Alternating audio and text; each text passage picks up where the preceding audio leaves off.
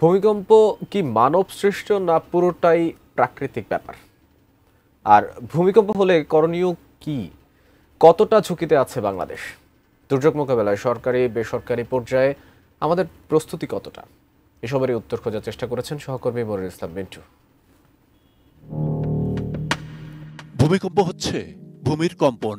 মাটির নিচে যখন একটি শিলা আরেকটি শিলার উপর উঠে আসে, অর্থাৎ একটি প্লেট অন্য প্লেটকে ধাক্কা দেয়, তখনই ভূমিকম্প হয়। ভারতীয়, ইউরেশীয় এবং মিয়ানমার টেকটনিক প্লেটের মধ্যে আবদ্ধ বাংলাদেশ, ফলে মাঝারি ঝুঁকিতে।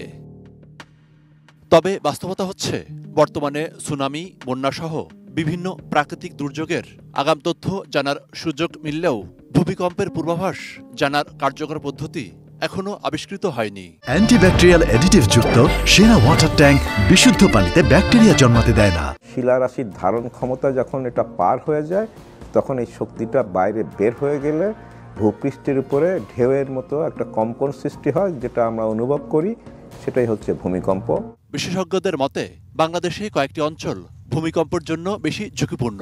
ডাউকি ফল্টের কারণে সিলেট বিভাগ, ময়মনসিংহ ও সুনামগঞ্জের একটি অংশ, এবং মধুপুর ফল্টের কারণে ঢাকা, নরসিংদী এবং টাঙ্গাইল সহ মধ্যাঞ্চল। ঢাকার মাটির গঠন, স্থানীয় ভূপ্রকৃতি এবং অপরিকল্পিত নগরায়নে মাঝারি মাত্রার ভূমিকম্পেও বেশি ঝুঁকিতে ফেলে দিয়েছে।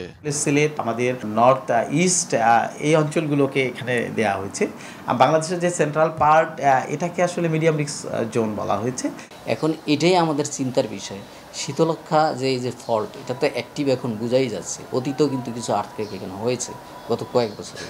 এখন এটা একটা এই কয়েক বছরের মধ্যে সবচেয়ে বড় আর্থকুয়েক হলো। তো শীতলক্ষ্যার সোর্স হিসাবে এটা কীরকম ডেঞ্জারাস, এটা কিন্তু আমাদের এখন বের করতে হবে। রাজধানী উন্নয়ন কর্তৃপক্ষ রাজুকের সমীক্ষা বলছে, ঢাকায় ভূমিকম্পের মাত্রা 6.9 হলে অন্তত 2 লাখ মানুষের মৃত্যু হবে। তাহলে কি করছে রাজুক? বিশাল আকারে ক্ষয়ক্ষতি হবে, যেটা বলা হচ্ছে যদি 7 মাত্রা ক্রস করে যায়, ঢাকায় লক্ষের মতন ভবন ধসে পড়বে। তাহলে একটা 1 লক্ষ ভবন ধসে পড়লে তো কয়েক লক্ষ লোকের প্রাণহানি বা হতাহতের ঘটনা ঘটবে। তিনি মনে করেন, ঝুঁকি মোকাবেলায় সরকারি বেসরকারি পর্যায়ে প্রস্তুতি হতাশাজনক।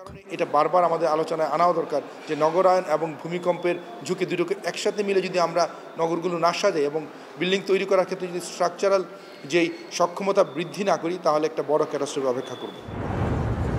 Monirul Islam Mintu, ATN news, Dhaka.